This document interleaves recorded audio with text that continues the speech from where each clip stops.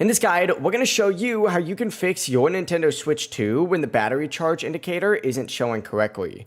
For more Nintendo Switch 2 videos just like this, make sure to leave a like on this video, share it with some friends, and of course subscribe to the channel with all notifications on to not miss a future tutorial. If your battery shows as low but you're still able to play for a few hours, that's a clear sign that the indicator may be inaccurate.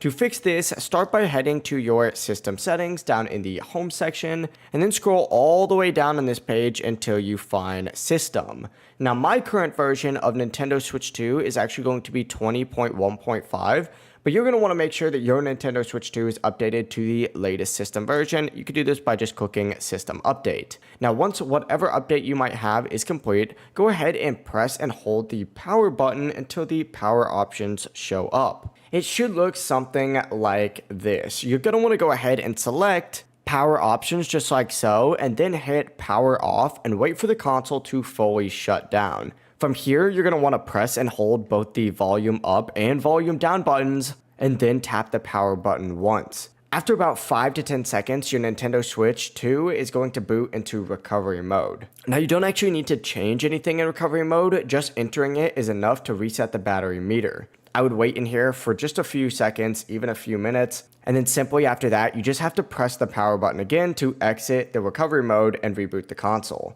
After your Switch restarts, keep an eye on the battery indicator to ensure it's now reporting levels correctly. But it really is as simple as that. If you have any questions, don't hesitate to ask us down in the comments below, and remember to like and subscribe, and I'll see you in the next video.